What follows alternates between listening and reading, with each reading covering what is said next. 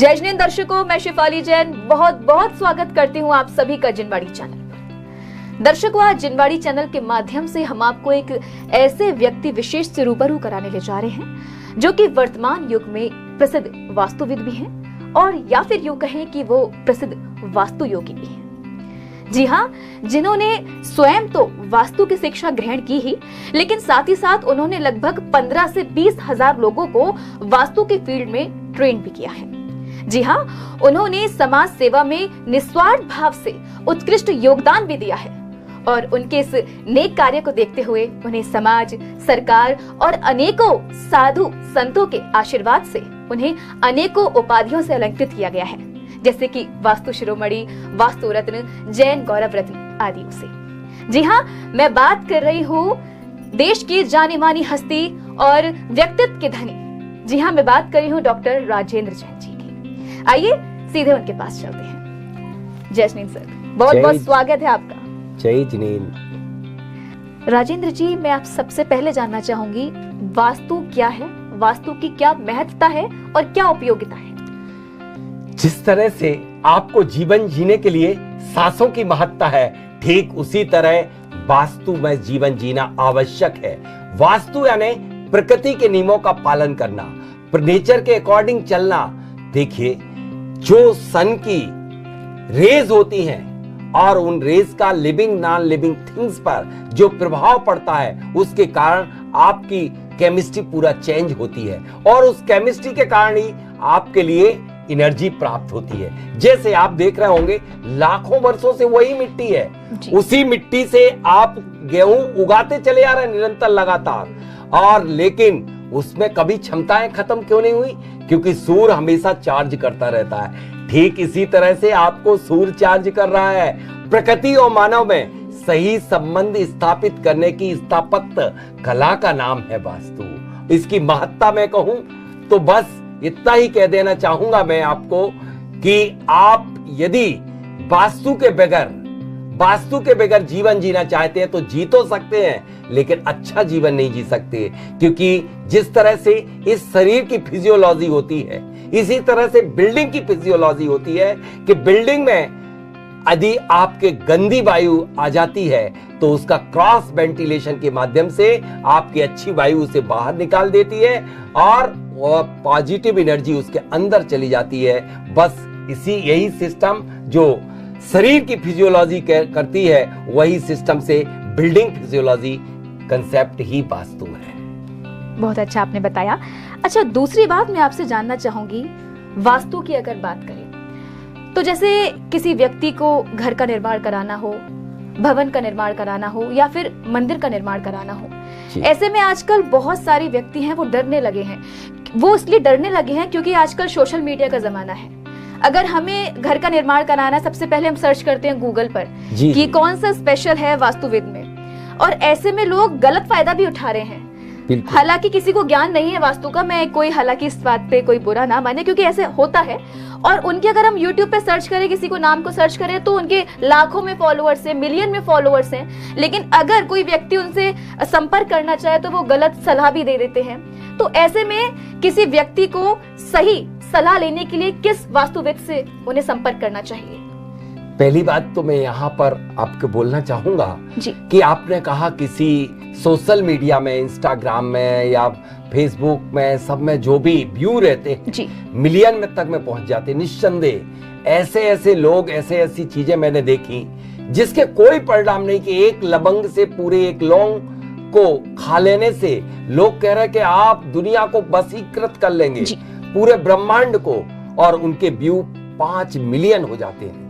तो क्या कोई एक लवंग को खिला करके पूरे दुनिया को बस में कर सकता? नहीं। तो आप इसमें आधार ये मत मानिए कि जिसके व्यू ज्यादा हैं, जिसके सब्सक्राइबर ज्यादा हैं, वो ऑथेंटिक है। लेकिन आज सारी दुनिया इसी को ऑथेंटिक मान रही है। वास्तविकता में सही वास्तु की परिभाषा आज परिभाषित ही नहीं हो पा रही है। वास्तविकता में वास्तु क्या है? सूर्य से आने वाली किरणें, ग्रेविटेशनल फोर्स, मैग्नेटिक फील्ड जब भूमि पर क्रिएट होता है, कब? जब उसकी जियोपैथिक यानी भूमि की आने वाली एनर्जी सही होती है, यानी कि 70% रोल है लैंड की एनर्जी का, भूमि की ऊर्जा का, और 30% रोल है आपकी कॉस्मिक एनर्जी का, जो आपके प्लैनेट से, ग्रहों से आती एनर्जी। लेकिन लोग आज भूमि की ऊर्जा चेक करना नहीं जानते, भूमि की ऊर्जा पर फोकस नहीं करते हैं, बाकी सारा ओरिएंटेशन तोड़ फोड़ में जुट गए। ये वास्तु नहीं है। वास्तु में दिशा से पहले दशा देखी जाती है कि भूमि कैसी है और किस लायक है, जिसे मैं यहां कहना चाहूंगा जो बहुत आवश्यक है कि एक विश्वकर्मा प्रकाश में या अन्य ग्रंथों में 81 पद वास्तु और 64 पद वास्तु बताया गया था कि 81 पद वास्तु आपके भूमि भवन के लिए, भवन निर्माण के लिए होती है, निवास के लिए होती है, और 64 पद वास्तु आपके मंदिर के लिए होती है। लेकिन लोगों ने वही 64 पद वास्तु को उठाया, मंदिर का, वही घर के लिए अप्लाई कर दिया, उसके कारण आज रिजल्ट नहीं मिल सके। जब मैंने विश्वकर्मा प्रकाश एवं सम्रांगण, सूतदार, मयमत्तम, मानसार, राजवल्लभ आदि आदि ग्रंथों में देखा, तब देखा कि ये क्या हो रहा है। तब मैंने देश के सभी वास्तुविदों को बुला करके एक कॉन्फ्रेंस रखी, आज से 4 साल पहले बिरला के इंस्टीट्यूट में, और वहां इसको दर्शाया कि आज ये हो क्या रहा। ऐसे में वह दिन दूर नहीं होगा जब वास्तु पुनः, जिस तरह से 100 वर्ष पूर्व खत्म हो गई थी, जीरो हो गई थी, आज पुनः जीरो हो जाएगी। तो देखिए ये 81 पद वास्तु में क्या है और 64 पद वास्तु में क्या है। जो 81 पद वास्तु है उसमें E5 पर ईस्ट डायरेक्शन आती है, और 64 पद वास्तु जो मंदिर वास्तु है E4 और E5 के मध्य में आप देख पा रहे होंगे इस चक्र में कि इसके बीच में ईस्ट आ रहा है। इतना बड़ा डिफरेंस इस भारत में चलता रहा और सारे वास्तुविद आज इसी तरह उपयोग कर रहे हैं। मेरा सबसे करबद्ध प्रार्थना है कि कम से कम मंदिर का वास्तु घर में नहीं और घर का वास्तु मंदिर में मत लगाओ। जी, जैसे कि दर्शकों अभी राजेंद्र जी ने बताया कि दिशा देखने से पहले आप भूमि की दशा देखें, उसकी ऊर्जा देखें, और इसी को देखते हुए आज मैं आपको बता दूं कि राजेंद्र जी ने मात्र 10 सेकंड के अंदर अंदर भूमि की ऊर्जा को उन्होंने प्राप्त कर लिया था। और इसी को देखते हुए उनका जो नाम है, जो अद्भुत कीर्तिमान उन्होंने जो इतिहास में रचा था, तो सोचिए उनका ये नाम Guinness book of world record, Asia book of record में भी दर्ज है। जी हाँ, लेकिन मैं इसी के बीच में आपसे एक बात और जानना चाहूंगी। देखिए, आप एक स्पेशलिस्ट हैं, वास्तुविद हैं, तो आप, नॉर्मल सी बात है कि आप वास्तु को महत्व देंगे, लेकिन बहुत सारे लोग हैं जो वास्तु पर विश्वास नहीं रखते हैं।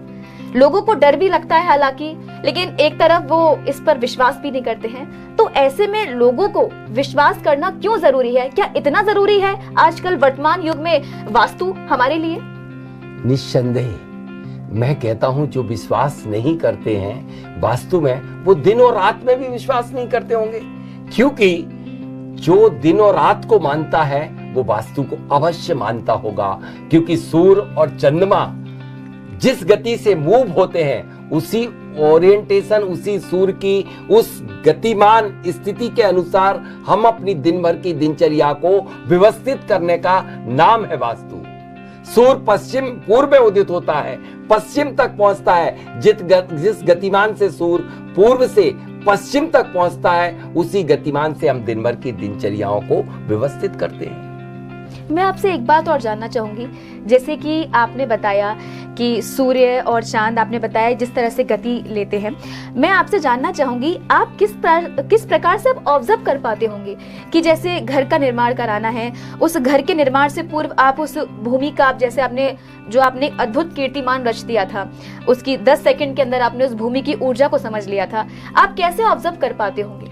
सबसे पहले जो भूमि पर हमें जिस प्रोजेक्ट को इंप्लीमेंट करना है, उस लैंड की हम एनर्जी को चेक करते हैं। चेक करने के मेरे अनेक तरीके हैं, उसमें से मैं इन 2 कॉपर राडों के माध्यम से चेक करता हूं। मैं डाउजर हूं, मैं भूवैज्ञानिक हूं, और भूमि के अंदर की समस्त वस्तुओं को उनके पाथ फाइंडर से हम पहचानते हैं। लेकिन इस डाउजिंग तकनीक से पूरे विश्व में हजारों वर्षों से जो खनिज संपदा खोजी गई, वो डाउजिंग तकनीक से।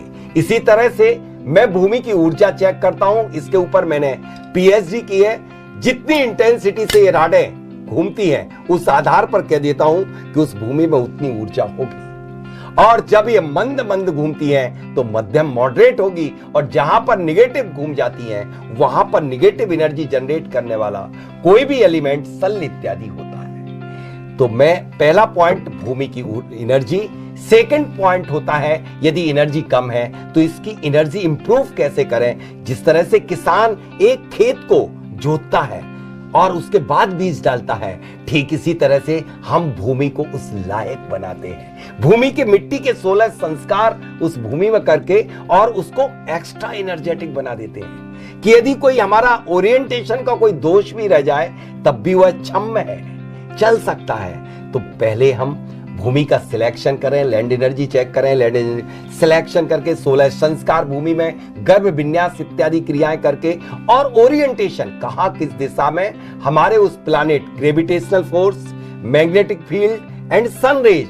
ग्रेविटेशनल फील्ड यानी कि आपका अलाइनमेंट, जिस तरह से गाड़ी का अलाइनमेंट गड़बड़ हो जाता है ना तो टायर घिस जाते हैं, ठीक इसी तरह से यदि आप अपने घर में अपने मेन डोर का यदि साउथ एंड साउल में नहीं होने से बहुत बुरे दुष्परिणाम भोगना पड़ते हैं मालिक के लिए और निवासकर्ताओं के लिए, तो वो एक पर्टिकुलर मुहूर्त में डोर की स्थापना और एक पर्टिकुलर अलाइनमेंट में होना चाहिए, यानी कि वह जरा सा भी टिल्टेड एवं कहीं पर भी ऐसा ना हो कि अंदर या बाहर की तरफ झुकाओ, एक लेवल में हो, तब ग्रेविटेशनल फोर्स उस पर एक्टिव होगा।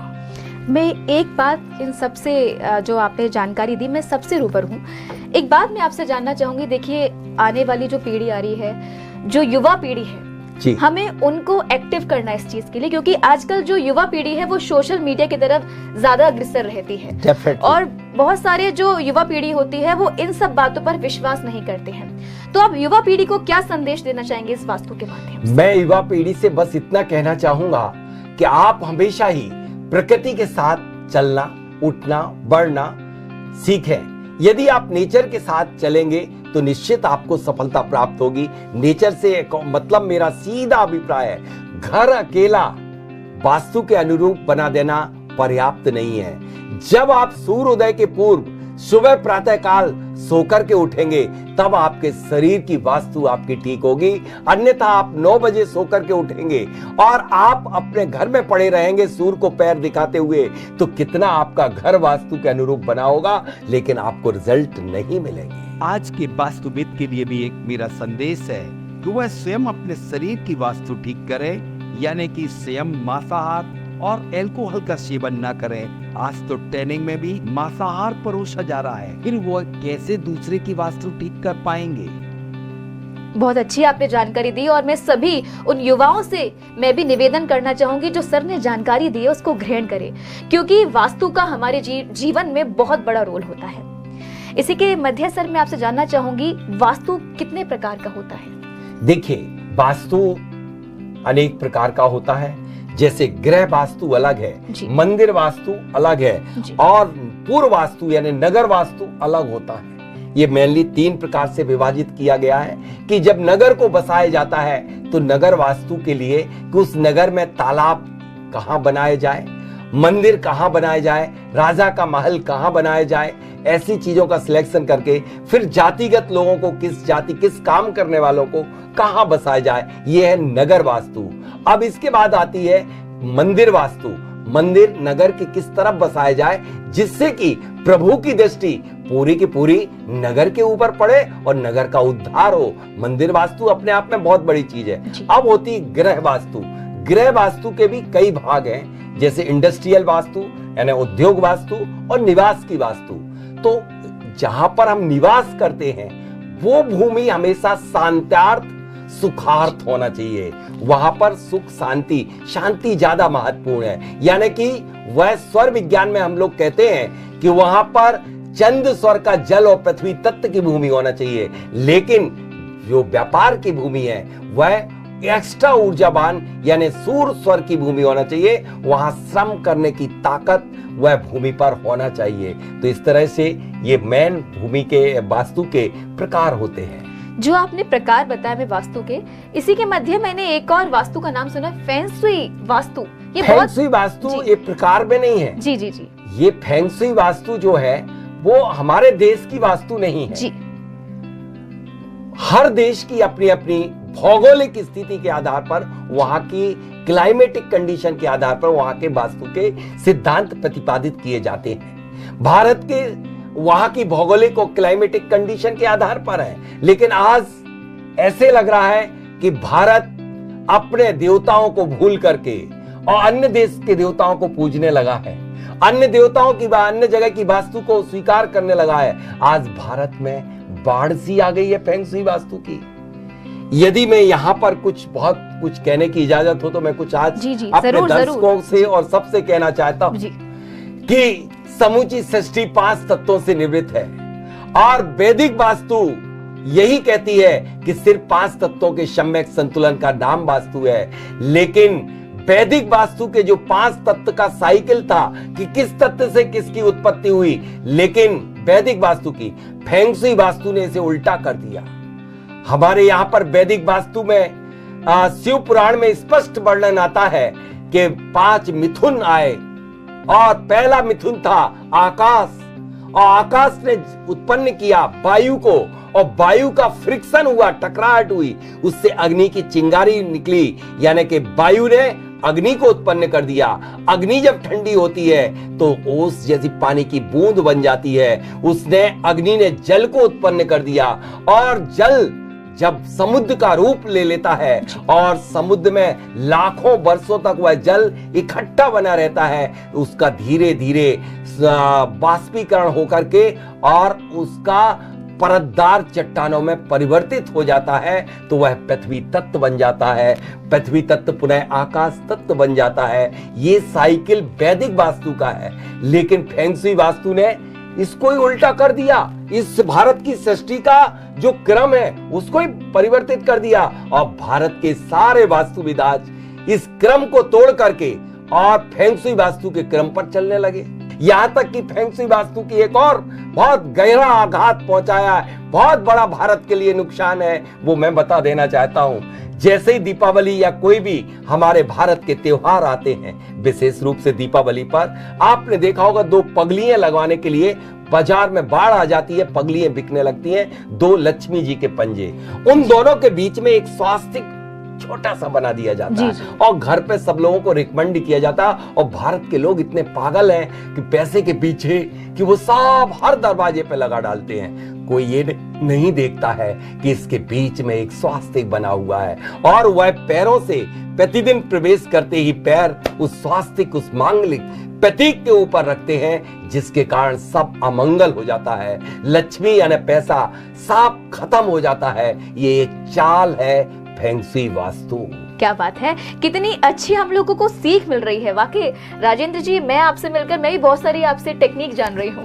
मैं एक चीज और आपसे जानना चाहूंगी, जैसे कि आपने बताया बीमारियों के बारे में कि हम वास्तु के माध्यम से, स्वर विज्ञान के माध्यम से अपनी बीमारियों को भी हम ठीक कर सकते हैं। बात करें उन बच्चों की, कुछ बच्चे ऐसे होते हैं कि पढ़ाई में उनका मन नहीं लग रहा है, तो कहीं ना कहीं इसमें भी कहीं वास्तु का कुछ ऐसा होता है। स्वर विज्ञान एक ऐसा विज्ञान है कि एक बार आप अपनी सांसों को रोक लीजिए, मन वहीं रुक जाएगा, सोच ही नहीं पाएंगे आप। तो बस सांसों को कंट्रोल कर लेना, सांसों को ब्रेक दे देना, सांसों को स्थिर कर लेने से मन अपने आप एकाग्र हो जाता है। जो बच्चे अपनी बुद्धि को बढ़ाना चाहते हैं, वो सबसे पहले सुबह प्रातः काल पहली डीप ब्रीथ लेकर के और अपने मस्तिष्क में धीरे धीरे बढ़ाते हुए 108 सेकंड तक पहुंचेंगे, तो उनके न्यूरॉन और ग्लर कोशिकाएं पावरफुल होंगी, स्मरण शक्ति बढ़ेगी। प्लस आप जब अध्ययन करने बैठते हैं, कंसंट्रेशन बढ़ाना है, जब आपकी 12 और 16 अंगुल नीचे वायु आ रही है, तब आप लम बीजाक्षर और ओमकार का उच्चारण करते हुए और आप अध्ययन प्रारंभ करिए। आपका मन कहीं और नहीं जाएगा, आपका कंसंट्रेशन बना रहेगा। स्वर विज्ञान अनंतानंत है। क्या बात है। तो बच्चे खासकर इन बातों को जरूर नोट करें, और उनके पेरेंट्स भी, जो अभी डॉक्टर राजेंद्र जी ने बताया है। और गर्मी का इस वक्त टाइम चल रहा है और गर्मी की छुट्टियां भी चल रही हैं, तो आप अपने बच्चों को ये अवश्य सीख दें, जैसे कि भी डॉक्टर राजेंद्र जी ने बताई। बहुत बहुत शुक्रिया सर आपका। बहुत बहुत शुक्रिया। और जैसे कि अभी आपने सुना डॉक्टर राजेंद्र जी को, जिन्होंने हमें फeng shui वास्तु, वास्तु के प्रकार और वास्तु से होने वाली कितनी सारी समस्याएं जो हमारी टल जाती हैं, ये सारी हमने आज जानकारी ली डॉक्टर राजेंद्र जी से। बहुत बहुत शुक्रिया आपका, बहुत बहुत शुक्रिया। फिर मिलूंगी मैं आपसे। नमस्कार।